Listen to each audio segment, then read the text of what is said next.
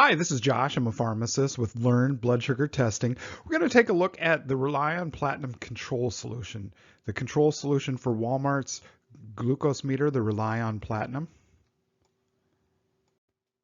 First off, when should you perform a control test? A control test is just going to ensure that your test strips and your meter are providing accurate results. You want to do that if you feel that the test strips may have been damaged, if the bottle of test strips was left open for an extended period of time. The manufacturer in the manual recommends when you get a new box of test strips, if you just want to simply verify that everything is working as it should be. If the strips were exposed to extreme temperature or humidity, extreme temperatures and excessive humidity can damage the test strips. If you feel your readings may be inaccurate, or if you simply want to check your technique, make sure that you're using the meter properly. Those would be all situations where one could perform a control test. So what do we need to know about control solution? What is it? It is important that you only use a control solution for your specific meter. There are different control solutions available for each manufacturer's type of meter. So you want to be certain that yours does work with the meter that you're using. And you want to make sure that the bottle is kept closed and properly stored.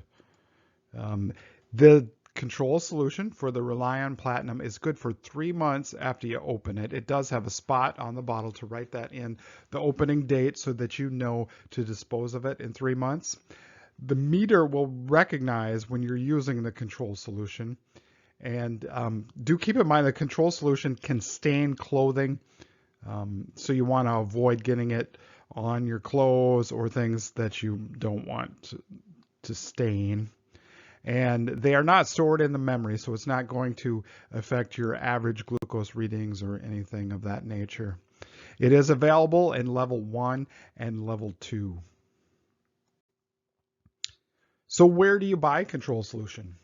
Well, the nice thing is you just contact customer service. The phone number is on the back of the meter as well as your owner's manual, and they will send it to you free of charge. The call rep I spoke to when I ordered mine said you may order it every 10 weeks or so. I did, however, need the serial number for my glucose meter when I did order it. Okay, so let's perform a control solution test.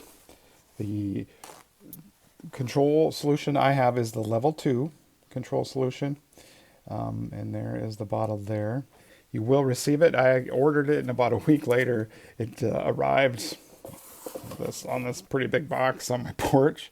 I was surprised, but that's how it arrived. It arrived FedEx.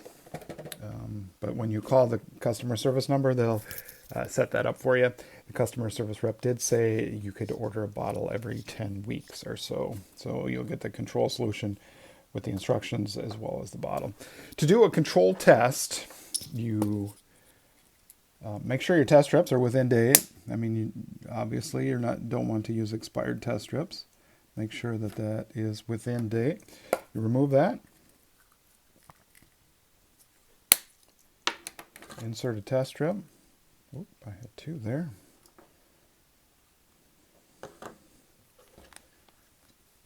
All right, so it's the flashing time for a test strip, or flashing that drop of blood. That means we're ready.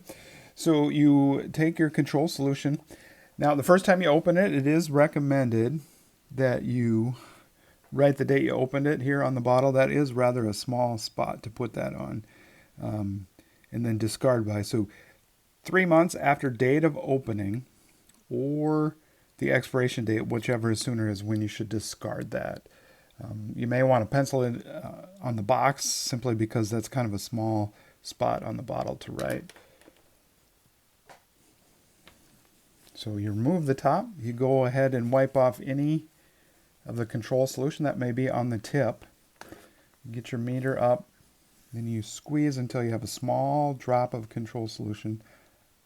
And then you touch that to the end of the test strip. And then it gives you a reading. If you notice, it's flashing the L2, so you can go. If we were using L1, we would go to L up to change to that. But we're using L2, because it's level 2 control solution. When it is on the correct level, you press and hold the bottom button, and the machine lets us know, yes, for level 2, that is a good reading, 292. And we could look at our test strip vial to back that up. Right there, it says control level 1, the reading should be between 30 and 60. Level 2 should be between 252 and 342. Ours 292. So all this is doing, this has nothing to do with your own blood sugar readings. This has no bearing on your own blood sugar reading. It's simply telling you that the test strips and meter are testing within range, so the readings you get when you're using your blood should be correct. And after you're done with that control solution, you want to wipe off any excess and replace the lid. Remember, we've written on there when we open that and to dispose of it in 3 months. So that is how you run the test with the control solution. And of course you can eject that test strip and then it will power off, or you can power it off, and then it'll be ready for testing your blood sugar. So what do you do if the control solution comes up out of range? If it is not performing as it should be? First off, you want to ensure that the test strips and the solution that you used was not expired. Make sure that it is within date. And make sure you used a fresh drop, that you wiped off the initial control solution on the tip of the bottle and used a fresh drop to perform that. And have they been stored properly? The strips and the control solution, they are both sensitive to temperature and excessive humidity. Have they been stored properly the whole time?